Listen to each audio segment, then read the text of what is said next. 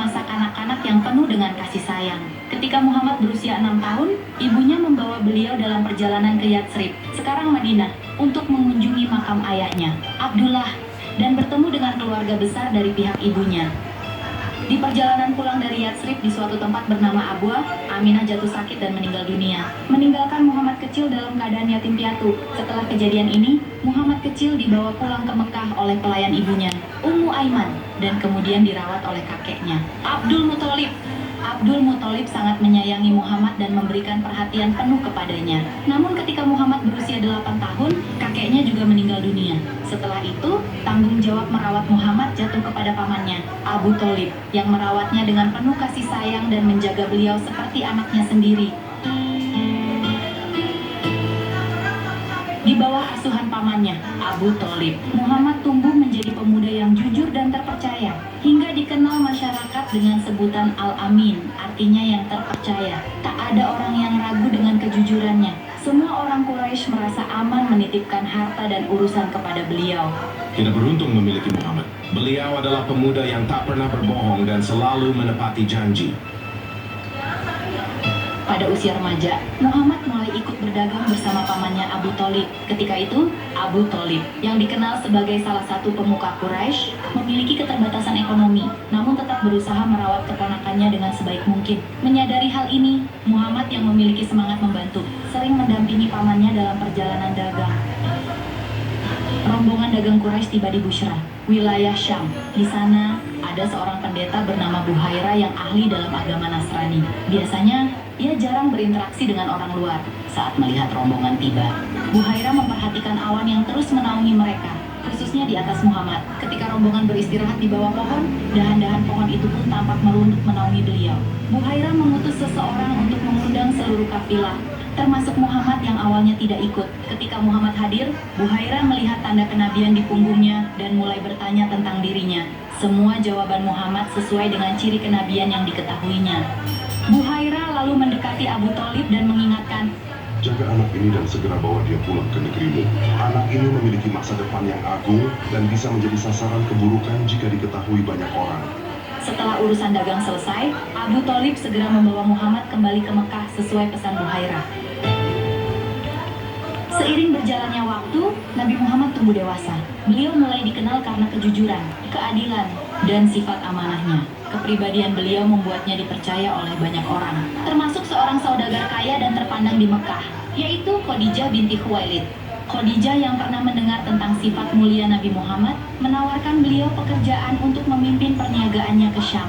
Dalam perjalanan tersebut, Nabi Muhammad menunjukkan sikap amanah dan kepemimpinan yang luar biasa, sehingga Khadijah semakin terkesan. Bahkan, Nabi Muhammad membawa keuntungan besar yang lebih dari biasanya, menunjukkan bahwa beliau bukan hanya bekerja keras tetapi juga diberkahi. Melihat sifat dan kepribadian Nabi Muhammad yang begitu luar biasa, Khadijah merasa terpikat dan kagum. Meski terpaut usia cukup jauh, Khadijah akhirnya melamar beliau untuk menjadi suaminya. Setelah mempertimbangkan dan berdiskusi dengan keluarganya, Nabi Muhammad pun menerima lamaran Khadijah dan mereka pun menikah. Pernikahan Nabi Muhammad dengan Khadijah membawa kebahagiaan dan ketenangan dalam kehidupan beliau.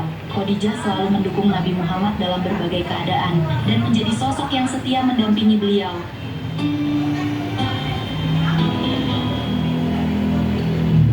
Ketika Nabi Muhammad berusia 40 tahun, beliau sering menyendiri di Gua Hira untuk beribadah dan merenung. Pada suatu malam, saat beliau sedang khusyuk dalam ibadah, malaikat Jibril datang membawa wahyu pertama dari Allah.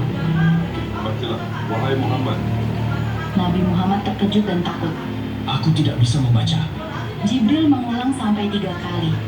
Bacalah dengan nama Tuhanmu yang menciptakan manusia dari segumpal darah. Bacalah, dan Tuhanmu yang maha mulia, yang mengajarkan dengan benar, mengajarkan manusia apa yang tidak diketahuinya. Nabi Muhammad pulang dengan tubuh gemetar. Khadijah menyelimuti beliau dan mendengarkan penuturan tentang apa yang baru saja terjadi. Khadijah kemudian menguatkan hati beliau dan membawanya kepada sepupunya, Waraqah bin Naufal, seorang yang ahli dalam kitab suci. Wahai Muhammad, apa yang engkau alami adalah wahyu. Engkau adalah utusan Allah. Bersiaplah, karena engkau akan menghadapi banyak tantangan.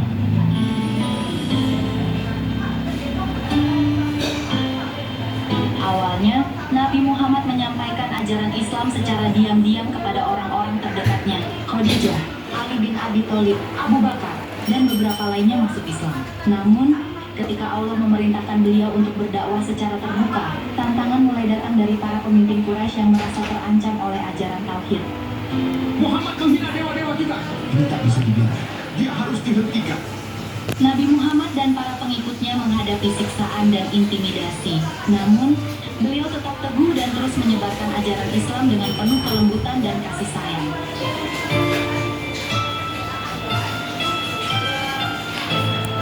Setelah bertahun-tahun menghadapi penindasan di Mekah, akhirnya Allah memerintahkan Nabi Muhammad dan para pengikutnya untuk berhijrah ke Madinah. Kaum muslimin disambut hangat oleh penduduk Madinah yang saat itu disebut kaum Anshar.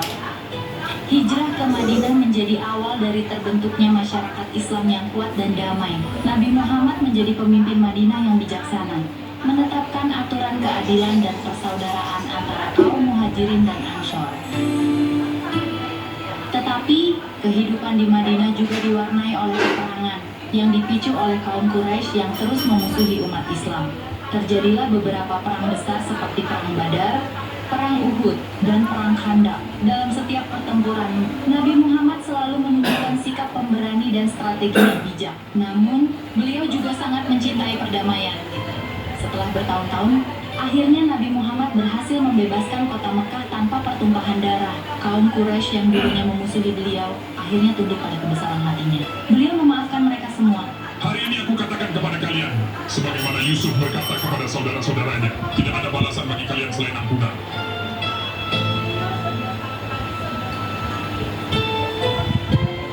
Pada tahun ke-10 Hijriah, Nabi Muhammad melaksanakan haji yang disebut Haji Wada atau Haji Perpisahan. Di sana, beliau menyampaikan khutbah terakhirnya yang penuh makna kepada umat Islam. Wahai manusia, dengarkan baik-baik ucapanku. Aku tinggalkan dua hal kepada kalian, yang jika kalian berpegang teguh padanya, niscaya kalian tidak akan tersesat. Kitabullah dan sunnahku, sampaikanlah ajaranku ini kepada mereka yang belum mendengarnya.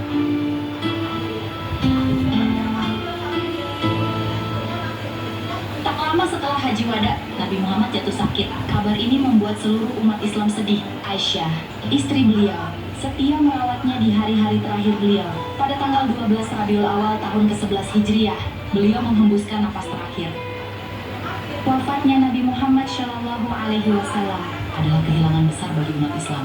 Namun, beliau meninggalkan warisan yang abadi, yaitu Al-Quran dan Sunnahnya sebagai petunjuk hidup. Warisan yang tak lekang oleh waktu, menjadi sumber inspirasi dan panduan bagi umat manusia hingga hari kiamat. Demikianlah perjalanan hidup Rasulullah